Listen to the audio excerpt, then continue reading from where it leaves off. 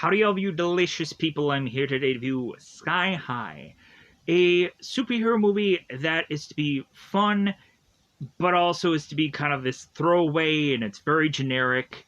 And there are certain kind of stars in this movie. You're like, ooh, ah, like, hey, that's Wonder Woman. Oh, yeah, that's Bruce Campbell. Oh, yeah, and so on and so forth. And they have some pretty big stars in this movie as well. So we have me state that this movie is like a coming of age film. It's a superhero family movie, and also it's a superhero school film. So it kind of has like a mini plethora of layers. And so I really can go on and just like have fun with this movie, even though I realize there's a lot of goofy story here. And makes me want to assess that they were probably trying to appeal to a very young audience. And there are certain points in this movie where, like, the CGI obviously may not exactly hold up, but there is an interesting attempt here. So, which kind of surprised that this movie didn't exactly like go on and like go into a sequel, but I'm assuming like once you've kind of gone into this, like where could you go? Where would you kind of bring back certain characters, or how would you kind of go into the roster of things? But so we have a film that I would immediately probably compare this to a lot of just family superhero stuff, because that's the easy avenue. And then after that, kind of compare it to other things. But so this movie, of course, would remind me of like Up and Away, the Disney movie, or would go on to remind me of uh, the the Incredibles, of course, because that's the easy comparison. Other shows like The Gifted, that is to be somewhat of a family kind of thing, or you could also go with The Extraordinary Family. That seems very easy. And then after that, you would probably compare this to a lot of just school superhero environment things, kind of like X-Men or all those other kinds of things that would kind of really easily be compared to X-Men. But so, Sky High. So, we have a movie that I'm going to focus on the family, and then we'll get into the school, and then, So, we have the Stronghold 3. And so we have both the Commander and Jetstream, who are to be set up as these very well-known heroes, both Steve and Josie. So we have Will, who has some big shoes to fill, it seems. And so Will, of course, is to pretend that he has superpowers to really just go on and please his family, because I guess for Will there is that pressure to be a superhero even though he may not have powers. So we come to find that our people here, once Will goes into school, we start to see that there is a plethora of different kinds of categories, and that there's plethoras of different kinds of powers, that at some point we'll have Sonic Boom start to separate certain people off and tell them, of course, where they are to go. Especially if they even refuse to showcase they even have powers, and so immediately they get shoved off to being a sidekick. So we have Will, that of course has no powers whatsoever and is to get pushed off into being a sidekick. But then at some point in the movie, of course, because this should not be a massive surprise, but Will at some point develops power. And so we then have Will that goes on to realize that he's like, well, yeah, like now I'm a superhero in this school, and like I'm meeting all these new people because I'm in all these other classes. And we start to have Will, who had already met Gwen early on in this movie, and so Will seems to quickly get infatuated by a woman named Gwen, and so Will starts to slowly but surely start to forget about the friends that he has already made via the school, and the girl that he has of course been friends with since like forever in his lifespan. And so Will then goes on to realize the further and further he is to be a hero and with this hero class, that he is to like his other friends a lot more than the ones that he is to be with now as a hero. And so we start to get Will to kind of be pushed further and further into things, to the point of him finally wanting to step up for himself and start to fight back and just be like, no, no, no, no, like, these are my friends. Like, these are the people that I like the most, and I don't care what title they're holding. Like, I'm just gonna go on and be with them because that's, of course, what I'm going to do. And if anybody doesn't like it, Will doesn't care. So Will goes on to then realize at some certain point of the movie, because we have to have a villain here besides Will just consistently combating with war and peace. Will goes on to find that there is a prior villain that the commander and Jetstream had fought in the past that is going to come back to haunt them. And so by the time that Will is to not even thinking, or not to even think about going to Homecoming, he is then, by the end of this movie, forced to. And because there's a whole reason behind that, because he is to figure out that there is a plot that is probably going to go up against both Commander and Jetstream, and so Will needs to try and rescue all the people that he, of course, is to love and or be friends with most. And just everybody, just who cares, right? So I was gonna say something else, but let's try to get through this. So, fun film. I would want to go on and just state that every time I'm to watch this movie, I still enjoy it. There was a couple of times here and there where I did laugh in this movie. Some pretty good jokes. So I would probably go on and state this is a surprisingly solid, good film, almost tiptoeing into being a great movie. And so if people have never seen Sky High before and just be like, oh, well, it's just another Disney movie, yeah, I get that, but like it's rather fun. There are some certain action sequences and stuff to just kind of tie certain people over, especially if they're not really interested in like a coming of age kind of movie, or something that would kind of be like a superhero family kind of thing. Maybe there would just be some certain things that could kind of just tie you over for this film. But there might just be some people that just don't like this film for whatever reason, and I completely understand that. And also, like, thinking about it, it's like, yeah, this movie is still just very generic, but still, I am to definitely give it a thumbs up. I still like Sky High. It's still fun. There's part of me that also wants to like have a lower grade than just a solid good film, just because of how just painfully generic it is. But also how there's certain sequences where it's like, okay, that was kind of rushed. Like, okay, this was kind of a little too much there, but it's just nitpicking.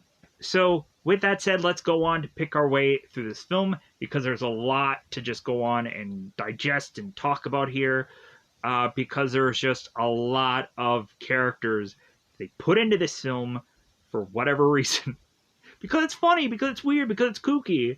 like when we go on and have the shape-shifting character that can only shapeshift into a hamster, I was like, okay, like that is just the goofiest thing. But then they come up with a reason for why this character exists. Plus, also, we have a character that just straight up melts. And that, of course, is like, well, yeah, but that character's going to have some usefulness. And I'm just like, okay, but it's a character that melts. Just the goofiest things that they could have gone on and have powers for, I think was the real possible reason that this movie might have tanked. I don't know. Uh, but I'm also kind of surprised that this movie didn't have like a sequel of sorts or tried to do something. But I guess you can only go so far with a movie like this. But so with that said, I think it's about that time to, if I haven't already, let's go into spoiler time. Spoiler time, it's about that time I get to spoil this movie. So the very beginning of it, we have the setup that showcases that both Commander and Jetstream are both Steve and Josie, and they, of course, are to be realtors when they are, of course, not superheroes. So I'm like, okay, that makes a lot of sense to kind of have their own business to go on and kind of play off that it's like, oh, okay, like they are to probably state that they're going off to this house, but instead they're going to change into their superhero gear and so on and so forth. So yeah, it's very, very a smart kind of idea here. So we have to show that Steve's character, the commander, is to have this like super strength, and of course Jetstream has not only flight, but is to also be kind of very skilled at unarmed hand-to-hand combat. So they gave Josie 2 powers. Not quite sure why, but I guess like flying, you can only do so much with that. So it's like, oh, she's just flying girl. Like she doesn't have any like doesn't she also technically have strength, because like she just kind of picks up like the commander like he's nothing and kind of is just like flying around. So like shouldn't she be like really strong also? But again, that's just me. But so we go into the beginning of this of both this being Will's first day at Sky High, and so we have both Commander and Jetstream that, or Steve and Josie, because they're out of their costumes, going on and getting ready for their day. And so we all of a sudden come to find that Layla, who of course is to be Will's like best friend since forever, since like I think he says like the first grade or something like that. So Layla is to make her way over to the house, and we have at one point where the commander is to kind of not put on his glasses, and Layla is to remind commander like, oh, like hi commander, and then he's like, oh yeah, I forgot my glasses, and so he puts them on. So Will, of course, is to just kind of be in his room, just kind of getting hopeful that he's going to have his powers at the very last minute before he goes to school. So he starts bench pressing, and come to find out, yeah, not exactly going to get his powers today. So Steve, of course, comes in and is to kind of wake his son up and like, oh, hey, yeah. And like Will all of a sudden puts so much weight on the bench press and is to pretend that he's like, yeah, set 200, all right. So banging and clanging. So Steve goes on and states like, well, yeah, like that is kind of light. Like, but hey, you don't want to strain yourself before you go to school. And so it's like, man, like 200 like is a big amount of weight, but yeah, I can quite understand that also. But yeah, so Steve goes on and takes one of the plates, and like he's talking to Will and about his first day at school, and so by the end of it, Steve kind of chucks his plate at Will. Will grabs it and he falls back into his bed and his bed collapses. So Will gets ready to go down to meet with Layla to be like, yeah, like I guess we should get ready to go to school. And we all of a sudden have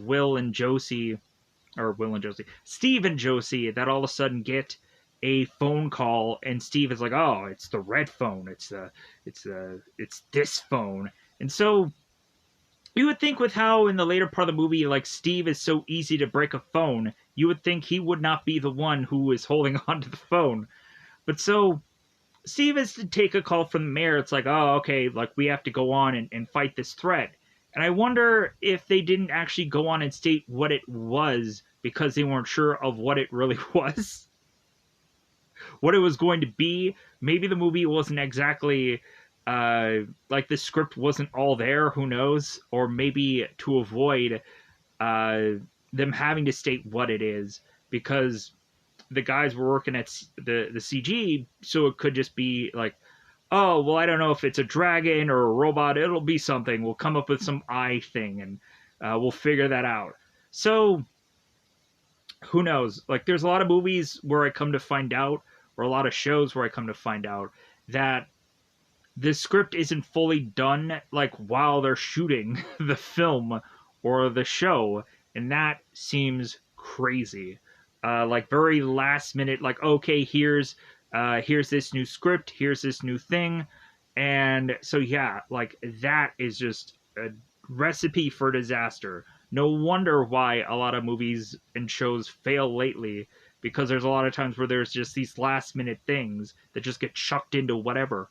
But so, with that said, I'm not quite sure how this movie was done script wise, but moving on. So, we have Steve and we have Josie, and so they get into their Commander and Jetstream gear, and of course the whole time they're really just focusing and talking about, like, well, Will, like, I don't know if he got his lunch, like, I don't know. And so they're talking about all this while they're, like, fighting this giant robot that has this robot eye that at some point Steve is to rip out to kind of keep this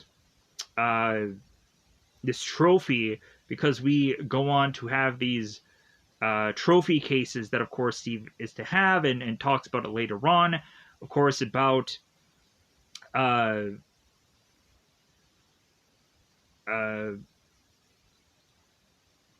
Tyranium's head and Exo's Bugbot #1, or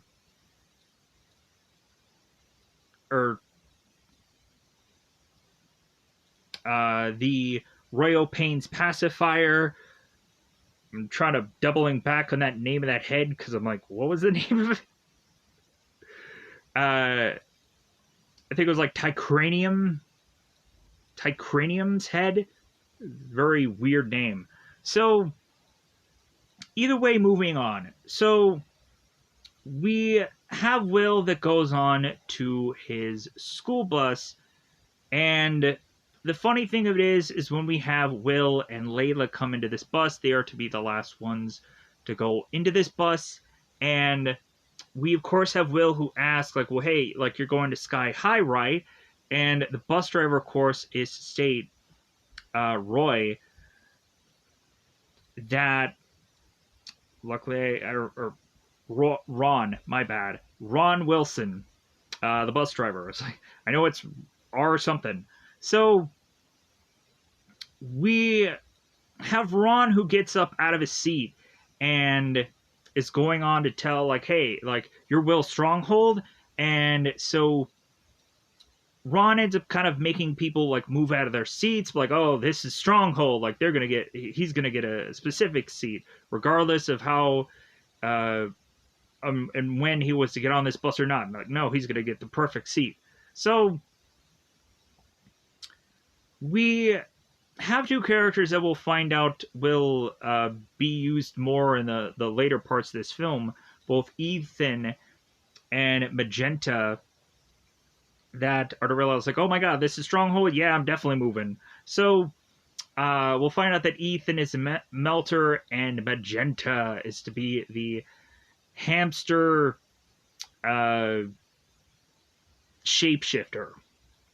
Still a bizarre character, but hey, like I'm sure even the actress who is to be Kelly would just state it's like, well, hey man, it was a freaking paycheck. It was something easy to do, and so like anybody could go on and probably would have not have liked to have been that goofy character, but also it's like, hey man, I get to be on a Disney film. like that is to probably open up a lot of doors, or maybe not. So that is to be the way it is. So with that said, we have Ron after uh, we find this goofy sequence where Ron is driving this bus and he drives it off this bridge, and then we find out that there's rockets strapped to this bus.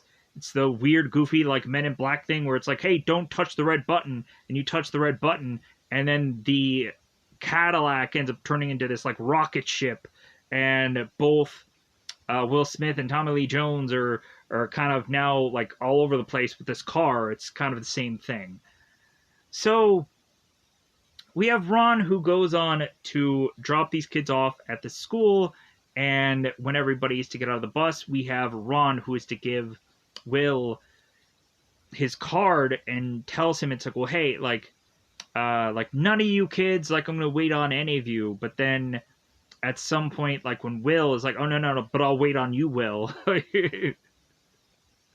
Whenever you're running early, whenever you're running late, whenever you just need somebody to talk to, like talk to Ron. And so it's like, okay, that's just like every once in a while you can get these kind of random bus drivers where you kind of have this like rapport with, or you just have this connection because you like these certain things. Like there'd be certain bus drivers where I would go on and like find a connection through like a sport or something, and then we would just have like banter about that. And so yeah, so it would always be like a lot of goofy things about that. But so moving on. So we would go to this school, and we'd of course have all these kids make their way because they're freshmen into Sky High. And of course the first character that they are going to be introduced to is Principal Powers, who of course is to be played by Linda, who I believe Linda, who is to actually be for a lot of people Wonder Woman. And luckily I even got that right because it's Linda Carter. And a lot of people know her as Wonder Woman, but she's playing Principal Powers in this film. So we have her kind of introduce the kids, and so the next thing that we are to set up for is to have Bruce Campbell, who is to be Sonic Boom, who is to tell everybody, like, okay, like, we're going to go on and get everybody kind of set up into either being a superhero or a sidekick. And so we have Sonic Boom that goes on to tell everybody, it's like, well, hey, like, I'm going to go on and have you come up here, you're going to show me your power, and I'm going to put you somewhere. So we start to go on and have people who are to come up there, and so we have guys like Ethan who is to show that he can melt, and we immediately have Sonic Boom that's like, dude, sidekick. We go on to have Magenta, who is to showcase that she is to be a shapeshifter into a hamster or a guinea pig, and so of course we have Sonic Boom that's like sidekick. We also, in the very beginning of this, when the first kids also like start to get to like the entrance of the school, we have both Lash and Speed who try to get like a $15 fee of sort, that Ethan's like, well, hey, like I didn't know there was any kind of fee. And we'd also have like Gwen, who kind of like shoves both lash and speed off like, like, yeah, they're just trying to have fun with you, like, just kind of ignore them. And we start to see kind of random powers of certain characters, like certain girls would have this like freezing power, or a guy would have like this laser power, and we would kind of have these like random things being showcased. Or we would go on to have like Penny, who can be kind of like this multiple man kind of character, where she is to be like multiples of herself. But anyways, back to the Sonic Boom sidekick hero thing. So we would go on to have Sonic Boom, who is to see certain people that could disguise themselves as certain characters. So we would go on and have Sonic Boom, who's like, okay, hero, or we would find characters like Little Larry, who we would figure out is to be this kind of rock monster like character. It's like, okay, Big Larry, like, you're a hero. We'd have characters like Zack, who would go on and speak with Will on the bus and talk about how he didn't think that he would go on and have power. And so Will's like, oh, so you don't have a power? And Zack's like, no, do you think I'd be caught dead coming to this school if I didn't have one? And so come to find out, Zack's power is that he glows. Exciting. But it comes to find out we have certain barely usages for a guy that glows. We even have Zack who has to make a joke about Sonic Boom, and that if Sonic Boom ever needed to go on and find his keys in some parking lot somewhere, Zack would never glow to help him out. We have that old goofy joke. So when Zack goes into getting chosen, we have Zack who is to just kind of go like this. He's like, yeah, like, I have power. And we have Sonic Boom that's like, okay, like, what are you doing? Like, what is the power? And so Zack is like, well, like, you know what, if you would just kind of turn off the lights and just kind of cup your hands like that. And so, yeah, we have Sonic Boom who's just like, seriously, like, you glow, that's your power, like, that sucks, like, sidekick.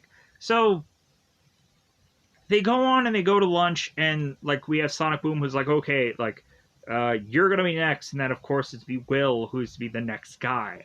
So we have Will that comes back, and we have Will that goes on and speaks with Sonic Boom and tells him that he doesn't know what his power is. And immediately we have Sonic Boom who repeats that, even though Will is to be whispering to this guy, trying to keep this confidential. Sonic Boom is like, you know what, I think you're just ribbing me. So he goes on and just drops this car right on top of Will, and Will is to kind of just lay down and luckily be able to dodge the fact that this car is coming at him full speed. So Will ends up calling, of course, Sonic Boom crazy, and then we, of course, as Sonic Boom is like, oh yeah, like, I think I get what you're trying to do here. So we have him try to like projectile, like, throw through this kind of like this jump thing, and cause it's like, oh, you have your mom's powers, you can fly. And so Will goes on and gets tossed, and he smacks into this thing, and he falls over. So like, well, like, I guess you don't have powers after all. So we go on and we have like Sonic, or we have Boom, who is to now, okay, Layla, like, who, like, show us your power. And Layla's like, yeah, I don't want to show off my power. And so Boom's like, seriously? Well, sidekick then. So we have Will that is to go off to the nurse's room, as the nurse is to go on and x-ray Nurse Specs. She goes on and is to x-ray Will, and it's like, okay, like, there's no real damage done.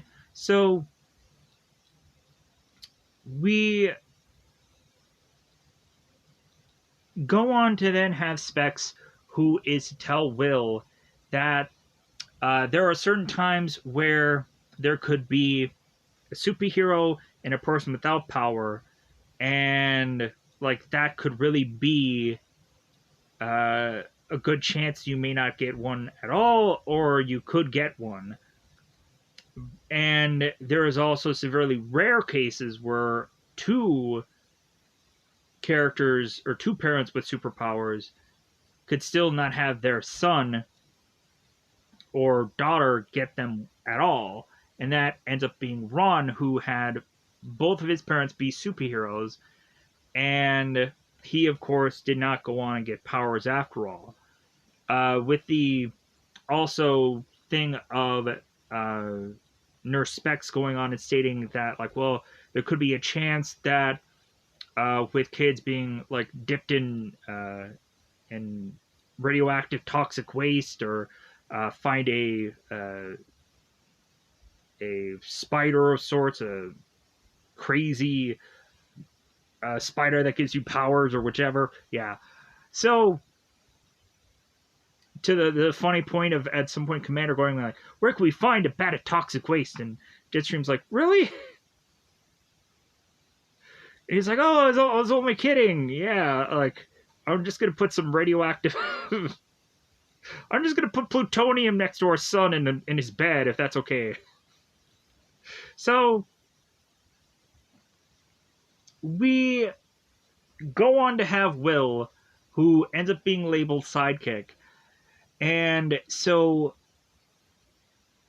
Will goes on home, and he doesn't go on to explain to his family about what had happened to him in school. Or also Will is desperately plead to anybody to not tell his parents about this. And we, of course, even have Nurse Specs who's like, oh no, like, do you think I'm going to call your parents and tell you that you don't have superpowers? Like, no, like, you're going to have to explain that to them yourself because no one else would want to. So Will goes on to kind of make his way outside of his room to be on this roof next to Layla. And so they're talking this out, and so we have a moment here where Layla is to say, it's like, well, hey, when life like gives you lemons, and she all of a sudden hands him an apple, and he's like, make apple juice? And so Layla's like, well, yeah, like I for some reason I can't make lemons. So man, like whatever is to happen if Will desperately needs a lemon, Layla's not gonna be the one who could do that for him. Maybe at some point by the end of the film, there should have been where all of a sudden Layla is just somehow come up with lemons and just be like, oh, I learned something, I figured it out. Yeah, right, sure. So we go on to have, of course, Will, who's like, well, regardless of where I end up, I'm just going to enjoy what I'm doing anyways. So we, of course, have Will that continues to have found really good friends. And so Will ends up going to school and is starting to learn quite a bit. And is to find out that his sidekick teacher is none other than the All-American Boy. And so we go on and have the All-American Boy, who is to mention that no one should really go on and try to pick their superhero names because, of course, Zach is wanting to like call out like the Zach attack, and we, of course, have the All-American Boy that's like, well, like here's the thing, like you shouldn't really go on and pick out your superhero name already because whoever you're going to be like put together with as far as a hero is concerned is going to pick out your name and your color scheme. And so yeah, so you really should not go on and like try and pick out anything. Also, we also had Will, who was talking to Layla and was asking her like why she didn't go on, and in that scene where they're talking about the lemons, like I forgot. Will goes on and also like states that like why didn't you just go on and present yourself as a hero because you have a good enough power that could have made you that. And I was like, well, I don't really care about labels, and so I'm like, I'm fine where I'm at. And also, when really looking at it, either way, people are going to end up on a battlefield, either, whether they're a hero or they're a sidekick, they're still going to need to use their powers, or they're still going to need to know this knowledge either way for wherever she ends up. So, but moving on. So the All American Boy, we end up having him show a portrait of sorts of him and the commander together. And so we, of course, have Will, who's like, wait a minute, like, you're the All American Boy? Like, my dad never talked about you. And so we have the All American Boy that's like, well, wait a minute, like, so who are you? And then he's like, oh, Will Stronghold? It's like, your dad, Steve, never mentioned me? And so Will's like, yeah, no. And the All American Boy is like, well, I guess, like, for all the years of the scrapbooking that I had gone on and made, and, like, never mentioned me, huh? Well, like, not even your mother? And so, like, Will's like, yeah, no. Like, I didn't even know you existed. And it's also kind of funny because at some point, even Steve is to be talking to Will at a later part here, a little bit later, and he's like, well, yeah, like I had a really good sidekick once. I don't remember what his name is, but yeah, like he was really good to me. But so, anyways, so we have the All American Boy, and so like he goes in and he like rushes off and he goes into his costume and he's dancing around. We all of a sudden have at one point where like mad science labs make this explosion, and we find that the All American Boy is kind of like hugged onto this pipe, and then it breaks and it falls. So it's like, oh, sorry kids, the mad science lab is to have had an explosion, and I think that is to have been Dr. Medulla. Dr. Medulla goes on and comes in here and explains it. Was it Mr. Medulla? It should have been Doctor because he's that smart, but I guess not. So Mr. Medulla comes in and he explains what happened, and so we push on here. So we have Will that goes on home and is doing these tests, and so Ethan is bringing up this question about zombies and how, like, hey, they have a crossbow in their hands and they're up against a zombie. Like, what should they do? And we immediately have Zach who's like, well, hey, like, if I have a zombie that's right there and I have a crossbow in my hand, why don't I just shoot the zombie and kill it and just be done with it? It's like, well, no, it doesn't work that way because you're hero support. And so we also have Steve, who is to come in and is to realize that Will is kind of cracking open the books. And Steve is like, well, hey, I just wanted to like throw the pigskin around with my son. Kind of reminding me of the Guardians of the Galaxy Volume 2 thing where they're kind of just throwing that ball back and forth and just having this father-son moment. But so Steve is to just be like, well, I guess since you guys are just busy, I'm just going to go on and make a mean tuna sandwich. And so he goes off and makes a sandwich. So Will goes on and speaks to his dad and finally is to tell him the truth. And so Will speaks to his dad, and so Commander is just like, well, like, son, like you're with just a lot of heroes that just have really lame powers. It's like, is it serious that the one kid melts or that one kid glows or this? And so we have Will that's just like, yeah, they do that, Dad. And so he's like, oh, okay, all right, well, like, I guess they're just setting the bar very low with heroes these days. And so Will goes on and states, like, well, it seems that they're all sidekicks. And Steve's like, wow, like, sidekicks? You, son, hanging out with them? Like, wow, like, you must have some real confidence in you, because I wouldn't have been caught dead with sidekicks. But hey, like, whatever. So Will goes on and states, like, well, like, I'm hanging out with sidekicks because I'm a sidekick too. And Steve is like, what?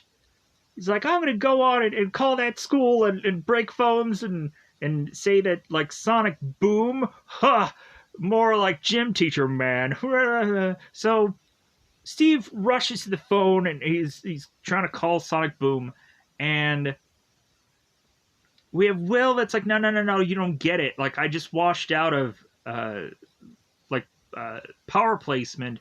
And so, yeah, like, I'm a psychic. And Steve's like, what are you talking about? And Will's just like, yeah, I don't have powers, Dad. And it's like, well, I thought you did. Or, like, I was thinking you had. So Steve goes on and, like, well, like, you know what? Like, either way, like, we'll still be the Stronghold 3.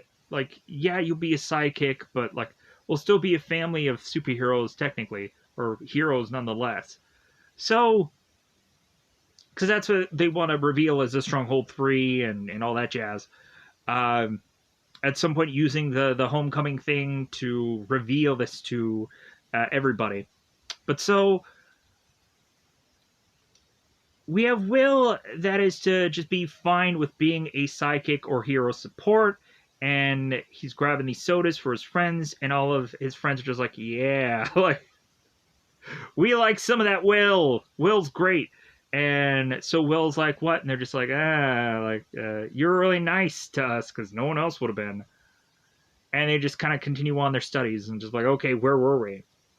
So we continue on this path of them, like, showcasing all these sidekick things that they need to have learned, like the utility belts and all these kind of gadgets that they need to learn and so on and so forth. So we then eventually get to the where is that superpower part. So we have Will, who goes on to go into the lunchroom, as we seem to find Lash and Speed that want to consistently try and trip up people, and we find that Lash is to consistently try and pull crap on Will. Will also finds out while he's to go to lunch that he is to have a arch nemesis on his first day in, and he doesn't realize it. It's a character named Warren Peace. Warren Peace. And so we come to find this character not like Will, simply because the commander and his father, Baron Battle, I don't know exactly what his actual name was, had some good fights in the past. So we would find out that Warren, I think, has a villain / hero mother combination of things. So that's the reasonable name, that his name is Warren Peace. Warren and then Peace. So even though his dad's name is Battle, Warren Peace Battle, is that his full name? I don't know. It just seems very weird. Maybe he took his mother's name. Maybe his mother's name is Peace. I don't know. They didn't make that clear in the story somewhere, unless I missed that. So, moving on. So, we have Lash that trips Will, and we set up here that Warren was to have seen Will and tells him, it's like, well, hey, if I ever see you again, like, you're toast. Like, I'm gonna roast you alive. So Will makes his way to Trip and kind of drops his lunch, and he drops it right on Warren Peace. So War and Peace goes on to use his fire powers, his flame on, his things that he only goes on and is to heat up only his arms. We have a character that is to only have his arms burst into flame. But the funny thing of it is, his clothes must be just flame retardant or something, because we have his clothes that are always perfectly fine, and it doesn't make sense. But you have to just go on and imagine that one, wardrobe didn't want to change every single time that this character would have to. They were trying to save money here, but still, like, the clothes should have burnt. But, yeah, it is what it is. So, Warren goes on to try and throw some fireballs upon Will. This scene kind of reminds me of the Napalm movie that I saw at one point that was to be this, like, Dennis Quaid movie. And that movie is actually rather fun. Probably go and search the word napalm and search my YouTube name, and you'll probably find out what this movie was. Because it's been a while since I've reviewed it. So, we come to find that War and Peace is to try and attack Will. And so, Will at some point is to have gotten this tray, kind of have a hole in it, so Will kind of runs around, and we have at some point where his friends go on and throw him a fire extinguisher. Will can't figure out how to try and go on and pull the pin and everything like that from this fire extinguisher, so he just rips the front of it off, and we then find that War and Peace is to be sprayed with his fire extinguisher. But even before that, Will goes on to be underneath this table, and Warren starts to kind of throw these fireballs, and we find that Will is to take this table, and he lifts it over his head, and that's when we figure out, oh, Will's strong. Okay, so now he finally is to showcase his power, which immediately is going to switch him from the sidekick class to then the hero class, because now he's to showcase he has super strength. So we have Will that goes on to defeat Warren, and he defeats him, of course, by the whole fire extinguisher thing, as we have Principal Power that comes in right in the nick of time, because, of course, All-American Boy runs off, because he's like, oh, I know what to do, and then he's like, Principal Powers, he's like the tattletale kind of character, but it's a funny gag. So, with Principal Powers come in, and he, or she, I mean, my bad. With Principal Powers, it goes on and grabs both Will and both War and Peace, and brings them into this detention area where they cannot use their powers. So, when Warren is even to be tempted to show off his power yet again, we have Principal Powers. It's like, you can't use your powers in here. So they both sit down, and so yeah, so they're kind of, Will is trying to like hold a hand out as far as them to kind of shake and kind of forgive one another, but it doesn't work that way. So we then go on to finally have Will, who makes his way home to open this door, and he takes the whole door off the entire house, and he just takes the door and he's like, oh, okay, I'll just put that in front of the door. Maybe my parents will definitely figure out how to fix that. So we have Will that is to have his parents kind of play the kind of the disappointed card here, but like especially Will's mother, who of course is Josie, is like, well, hey, like we had heard that you got into a fight, as Will is kind of hoisting up his mother, and then he puts her down. So Will is to realize that his dad is playing that he's disappointed, but he's like, no, like I'm happy that my son has superpowers. And so Steve then finally goes on and takes Will to his secret place, his secret sanctorum.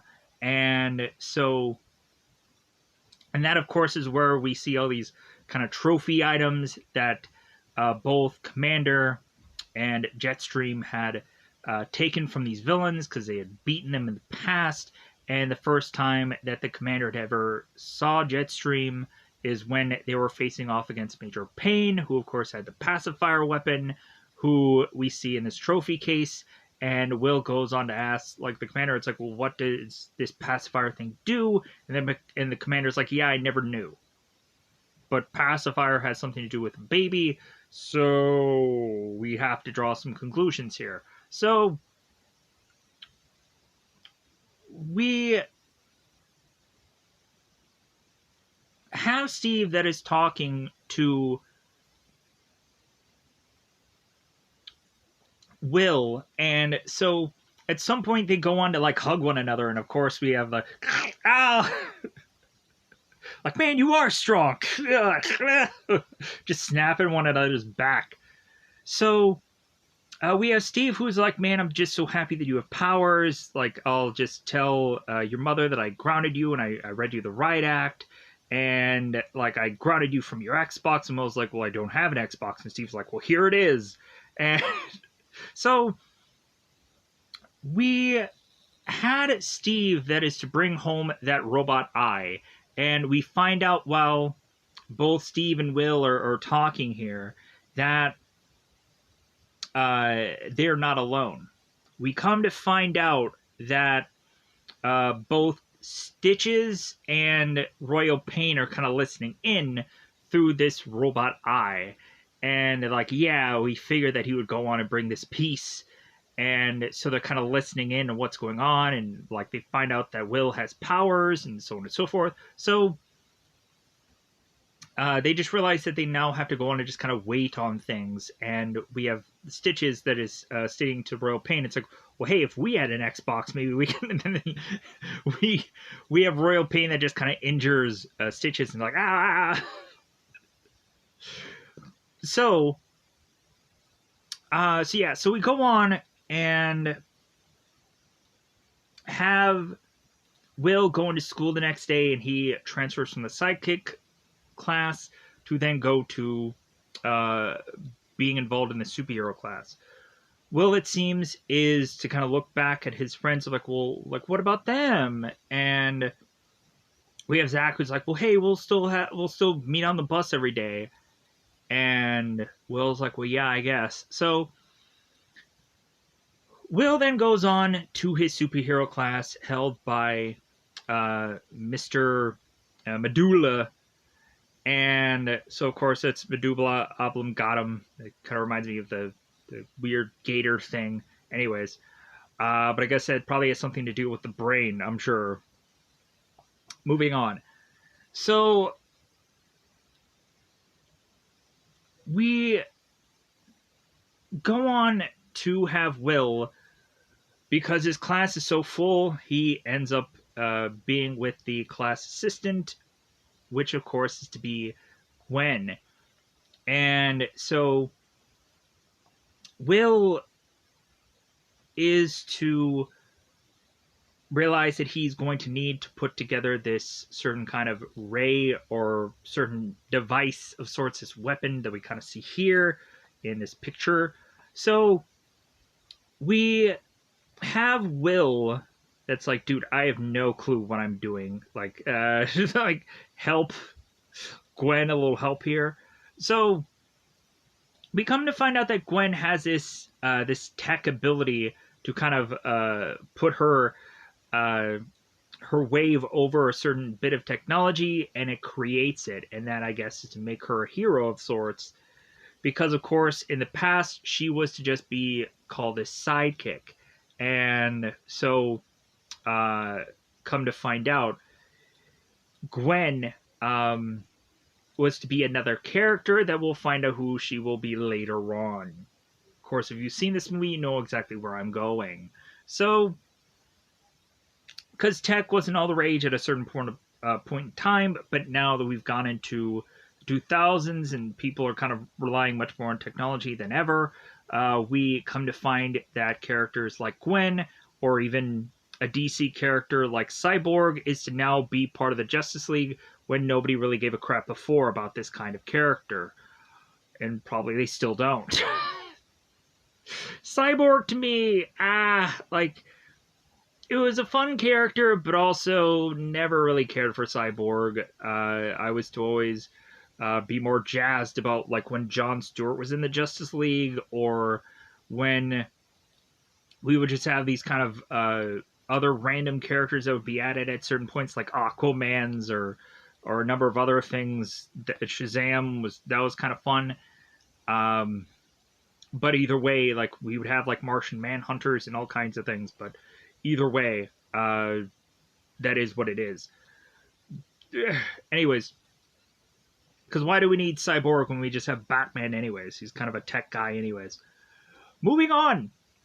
So, we have Will, who has basically Gwen put together this whole laser beam thing, and so Mr. Medulla is like, oh wow, like, Will, like, you're really good at this, and like on your first day, wow. So Mr. Medulla uses the beam and it works, and so he realizes, like, wow, like, Will, you're really impressive, but wait a minute, like, I think there's something else going on here. Because Will, of course, is being modest, but he's not being modest enough, and he finds out that Gwen was to, of course, be the one to have put this this gadget together. It's like, all right. So we have this whole kind of gadget device thing that is to kind of keep Gwen and Will consistently together. As when Will was to see Gwen in the early parts of this movie, he didn't listen to a word that she said, because all that he could just be fantasizing about, I was like, oh my god, this woman's hot. And he'd be like, duh, duh, duh, duh, duh, duh. He's hearing music in his head, and he's like, oh my god, this girl's like good looking. So we have Will that is after class now being this hero, and he's still hanging out with the sidekicks. We all of a sudden see that Will is starting to realize that the sidekicks are really starting to get bullied by Speed and Lash. We have certain moments where Lash and Speed are putting like characters like Ethan and dumping him in the toilets or shoving them into lockers, and so Will has just kind of had enough with that, and so Will tries to go on to rescue his friends from being in lockers, and so Lash and Speed go on to tell Will, it's like, well, hey, like, you think you're like the big man on campus kind of thing, and so Will is just be like, well, like, no, like, I just don't want you to mess with my friends anymore. And so they come to this kind of arrangement or this agreement, and it's like, well, hey, like, if you can go on and if you can beat us in Save the Citizen, then we'll leave your friends alone, or we'll go on and do worse off things with your friends. So we come to find Will, who accepts that challenge, and so we have like the sidekick friends that are pleading with Will. It's like, hey, you better win this.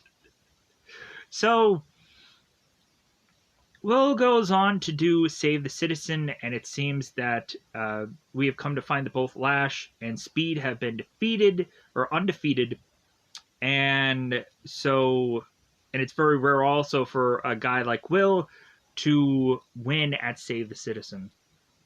So, because he's a freshman. Anyways, we have Sonic Boom, who is putting together the whole Save the Citizen thing, and we have Lash and we have Speed, who's like, okay, like, pick the next victims. And so we, of course, have Lash and Speed, who's like, okay, like, we definitely want Will, Stronghold, and we want War and Peace put together. It's like, well, yeah, of course, because these are, like, the worst people to put together because they're technically at one another's throats. So how are they going to go on and be successful at this? Coincidentally, they end up becoming successful because the good guy has to win, even though we're kind of leery about whether or not War and Peace is a good guy in this film. but technically he goes on to do some good things, even though he has a grin on top of it. So, with that said, we, of course, go on to have Will and Warren peace. And so we have both Lash and Speed that are kind of going on and putting the boots to like both of these characters, kind of easily kind of knocking them out a lot, having them kind of fly or flip or whatever. And so we have at one point where Will ties up Lash like a pretzel, and we still have Speed that's kind of like just racing around. So we have Warren that is to remind Will that he needs to save the citizen, and so by like the time that is starting to run out, we all of a sudden have Will who's realized that he's going to need to stop Speed instead of focusing on the citizen. So Will goes on to just grab Speed while he's running, and Speed knocks into Lash, and then Will grabs Warren and tosses him, and Warren captures the citizen, and we win in the nick of time. So we go on and we have like I think like the All American Boy and Dr. Molecular or Medulla that goes on and makes a joke of like, well, yeah, like remember when we used to have real citizens playing this game? Yeah, and have them be monster meat. So we then go on and have Will come on home to then find out that Gwen is there and she wants to do some kind of last minute studying because, of course, she's actually very busy on the following day.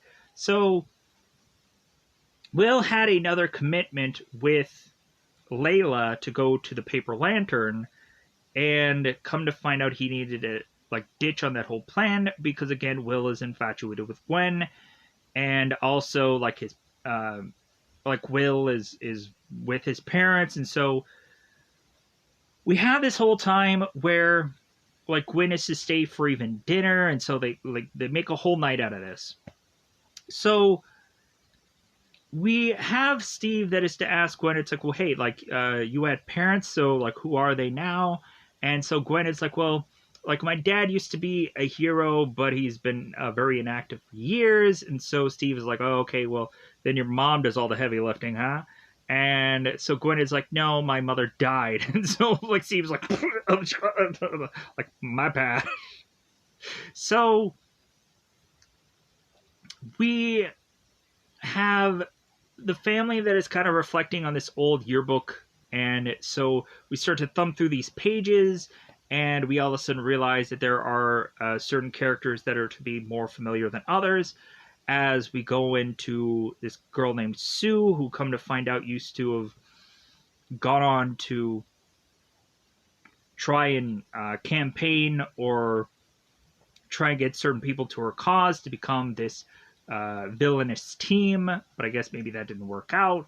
So, and like they never knew what happened to her. We also would showcase like Sonic Boom, and he had a mullet, or we'd showcase Baron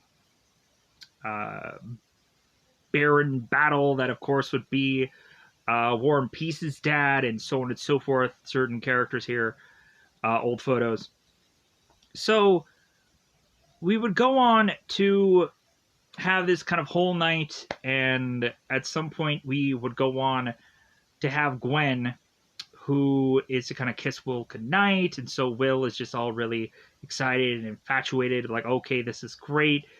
And so we, of course, on the villain side of things, are all like concocting their plan of like, oh my god, this is so close, like all we need now is to get this party together and figure things out. So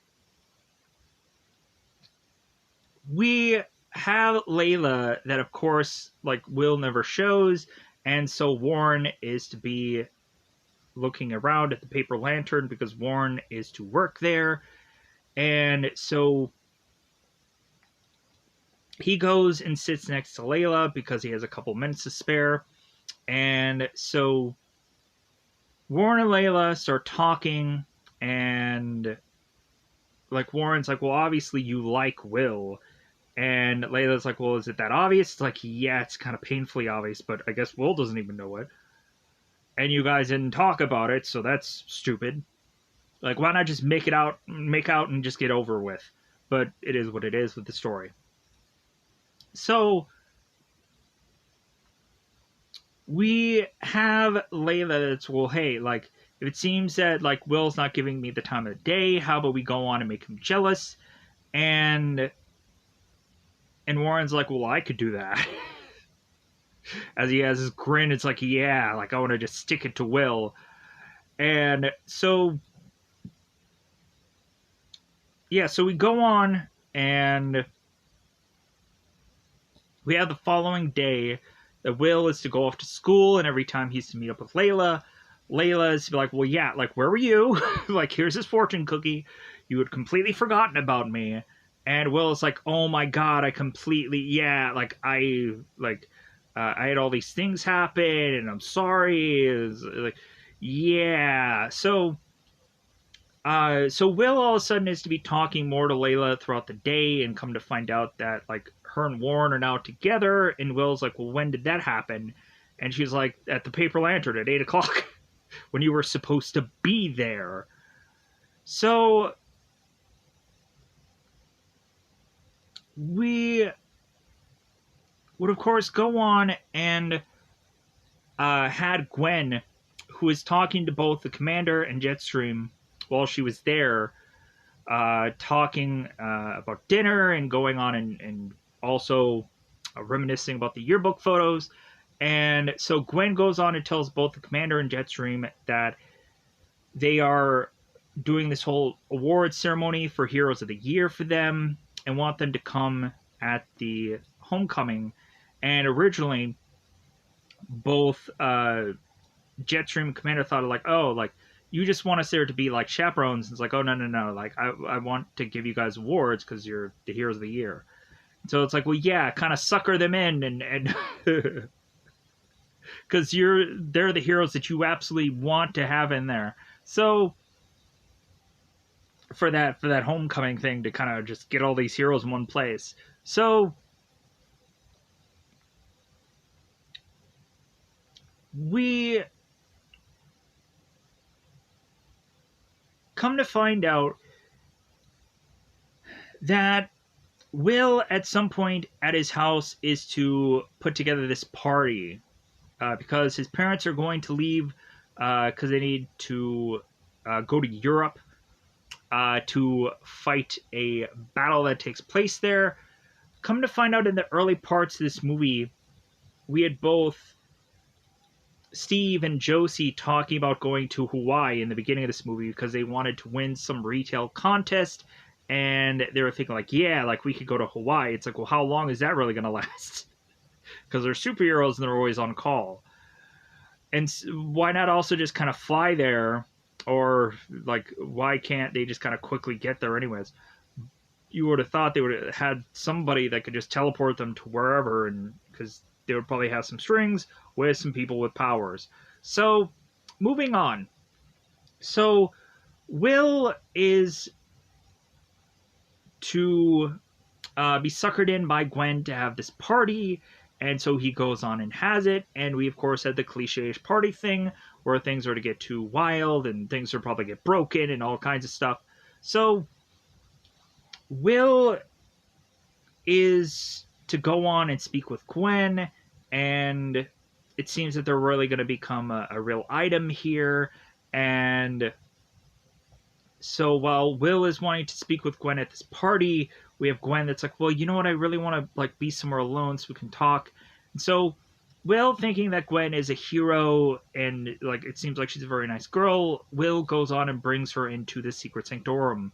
And that is to be a massive mistake because Will was to be told by his father, it's like, well, hey, like, don't really bring anybody in here besides me and your mom, as they kind of slid down this pole to get down there, which was also just very like Batman 66 and Like that seems just like a weird thing to have to go on and do at this point. Is the sliding down the pole thing. It's weird.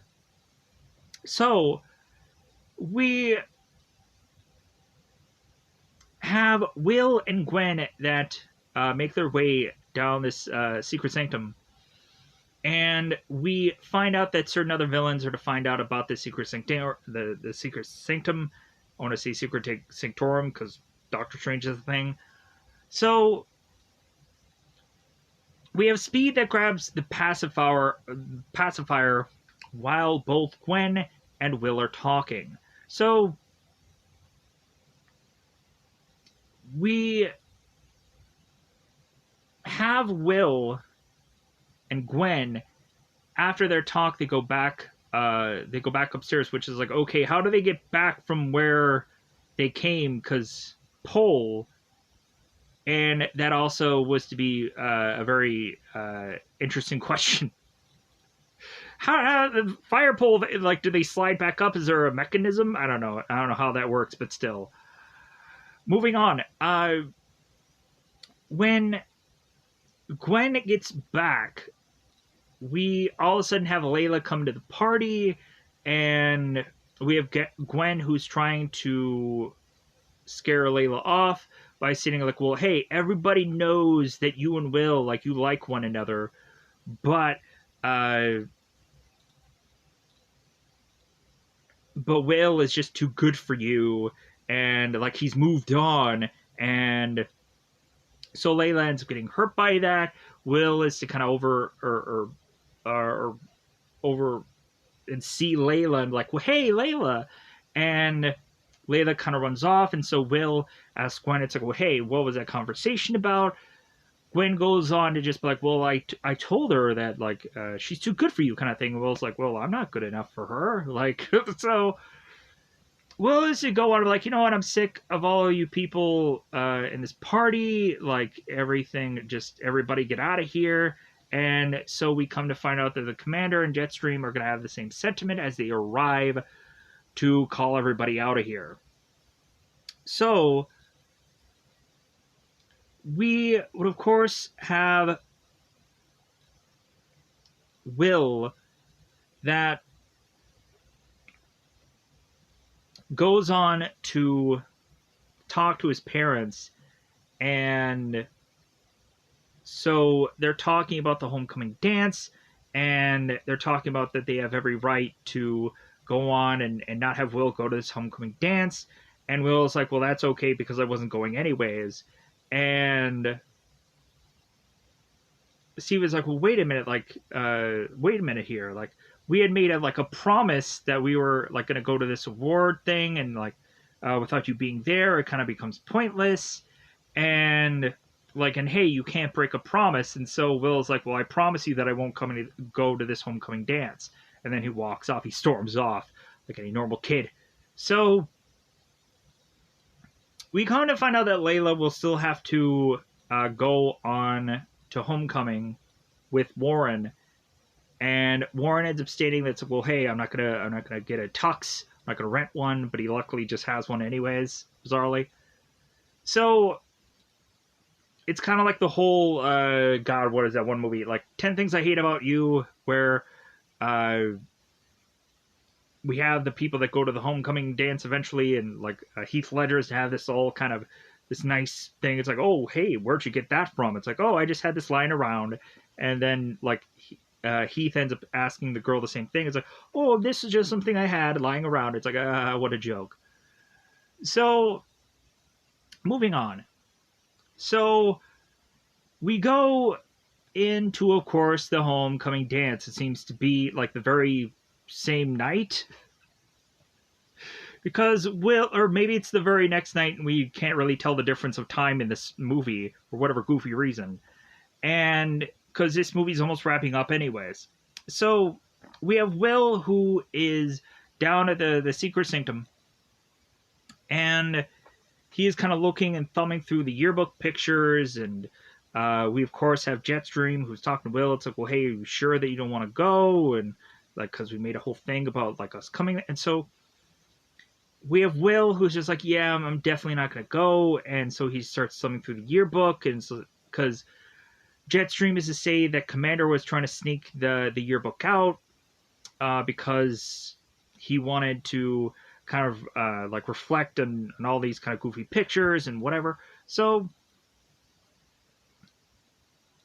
we have Will. It's like, oh, this yearbook. Let me just kind of thumb through it. And let me see the picture of my dad and all these other people that can kind of make laugh and funny at him and whatever. So Will all of a sudden notices that that one photo looks very familiar. And so he then starts thumbing through the pages and he's like, oh my god, like, this is Gwen. And she's to be in this yearbook. It's weird. Looks just like Gwen. It's weird. So Will all of a sudden looks back and it's like, wait a minute, like the pacifier that she's holding, it's now gone. Oh no. So Will runs to call Ron, the bus driver, because he has to have him uh like uh drive him to Sky High, because of course the school is up in the the upper echelons of the sky.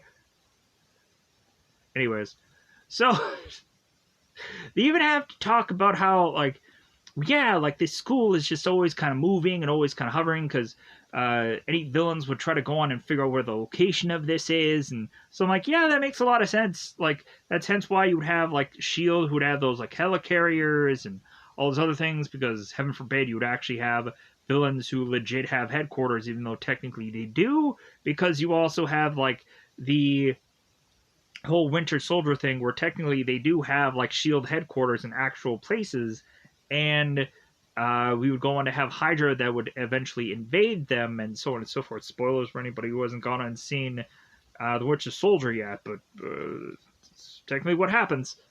So, hail Hydra, I guess. Anyways, moving on. So, Will goes to the school, goes to the dance, and so come to find out by the time that Will gets there, the other heroes are to know the fiendish plot of course, Major Payne. So we would come to find out that as soon as the award is going to be presented by both Commander and Jetstream, as they don't even want to be there, we have Major Payne, who is to reveal who she is and is to go on and start shrinking all of these superheroes into babies. So, and we find out that that's their fiendish plot, as we have at some point where the All American Boy is to capture Jetstream, and he's like, "Oh, I always loved you, Josie," as he gets zapped, and we go on and we have Sonic Boom, who is telling the sidekicks like, "Hey, get out of here while I distract you," as he gets attacked also. So fun. It's very fun.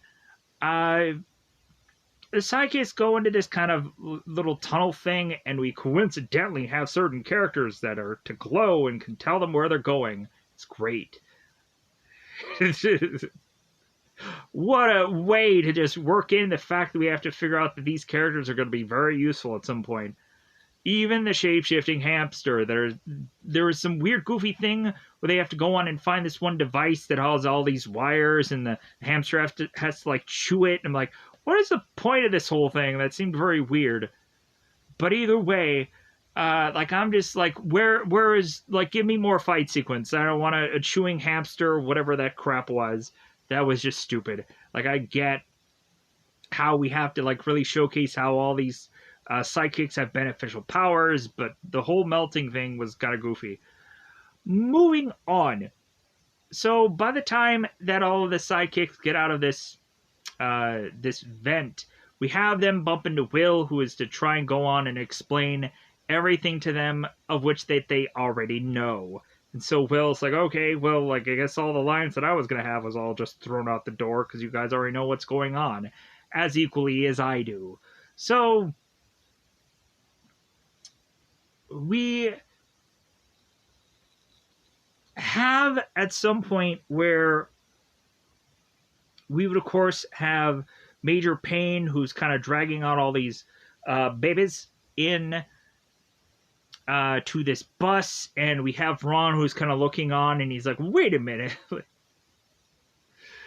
So Ron, it seems, to see that Stitches is to be on this bus, and so at one point, like, Ron is to kind of kick Stitches out of the bus and to tell him, it's like, well, hey, like, there's only one person who drives us heroes or sidekicks out of the school, and it's to be me. So, anyways, even though Ron doesn't actually have powers, because Nurse Specs would go on to explain the only guy who is to go on and have the two super powered parents but no powers was to be Ron, the bus driver.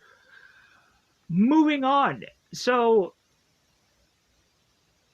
we come to find, while the kids are needing to fight all of the villain regime here, the Lash, the Speed, the Penny, or the, God, what is her name? Pennies? Yeah, that sounds about right. We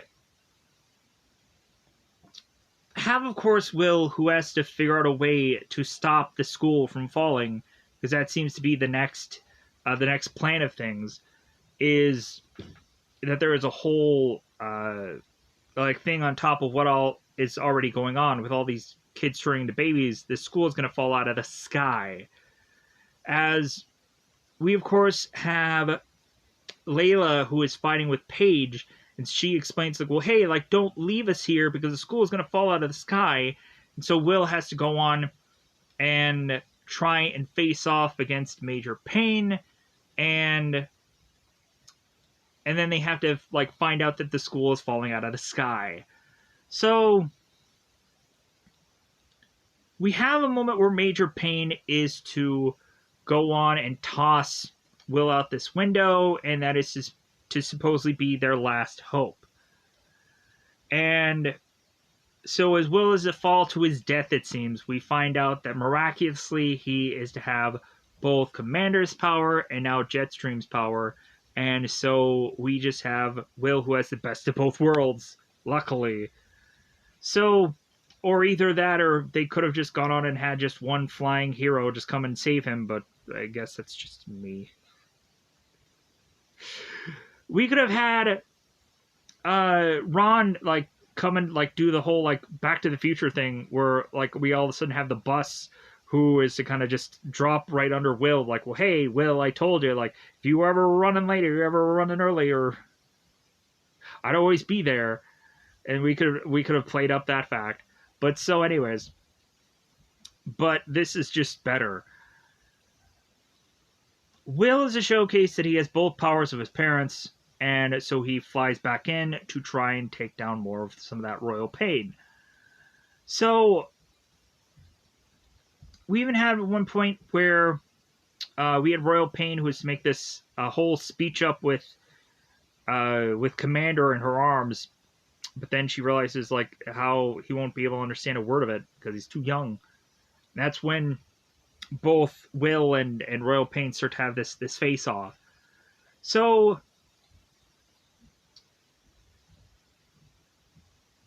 we go on to have them need to figure out the other group of people, how they're going to stop the Sky High from falling literally out of the sky.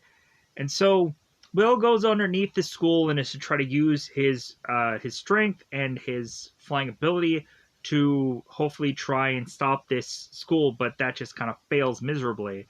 So we now have to have them kind of looking through all these avenues to find this one device that they have to cut this wire, and it only seems that only one person and one person alone can be able to do that, and that is the shape-shifting hamster character, who, of course, is to be Magenta. So Magenta goes on and is to luckily cut this wire at the very last minute, as we have Will, who is just kind of be like kind of pressed against this building as it's going to fall down on the ground. We have this one couple who is to be just to have bought this house, but they didn't buy every single bit of insurance, and they realized that that was probably a big, massive mistake. As this, of course, house is probably going to get crushed by Sky High, but coincidentally, we just luckily at the last minute have Will, who's to kind of lift up Sky High and just kind of push it back. So it is to just be hovering over the sky again. So we have, of course, Mr. Medulla that goes on to explain to everybody. It's like, well, hey, I think I can figure out a way to reverse the pacifier, and hopefully we'll be able to kind of make it all out of this, all unscathed. And we also have Mr. Medulla that is to tell War and Peace that he made Boom Boom because he's a baby. So we have all of the characters who end up getting reversed and are now to be unbabied. So we then have Steve and Josie just kind of talking, kind of wrapping this movie up. And so we go on to then have, at a certain point, both Jetstream and Commander, they're going on and wanting to give their the Heroes of the Heroes of the Year award to all the sidekicks. They're like, well, no, like, you guys really deserve this. And we have Steve who turns to the All-American Boy. It's like, well, hey, Steve, or hey, hey, boy, Mr. Boy, like, for what all you went on and told taught these kids, like, keep teaching them it. And then he walks off. So, like, the guy's like, yeah, like, we got this, yeah, we did it, like, yeah, we saved Sky High. So we then go on and have Principal Powers, that is to cuff all of the villains and put them all in the detention room. So that's how we kind of play this all off. We also had Will, who, because he might die, was to go on and kiss Layla. So we just kind of find out that both Layla and Will are going to end up together. So when they go on and do this whole dance thing, we find out that Warren is to just end up with the girl who freezes everybody. So I was like, oh, okay, that makes a lot of sense. He has fire, she has frost, so it just kind of makes cohesive sense. So so everybody is happy by the end of this, even weirdly dancing Zach. So that goes on and just kind of wraps up this film, and we of course go on and like explain how we kind of play this out, where we find out that Ron was to fall into a vat of toxic waste and was to become this kind of like Godzilla-sized like character that goes on to fight certain monsters with the mayor. And we like continue to just kind of play out this whole story in a very goofy like manner, and having Will eventually with Layla and all that kind of jazz. So with that said, I'm going to go on and just get the heck out of here, because I realize how long this movie really is. I think it's like, is it like an hour and a half? I'm not sure. Maybe it's a little bit more than that. But I'm going to get out of here. I think it's like an hour and 40. But either way, goodbye, everybody. Goodbye, everybody.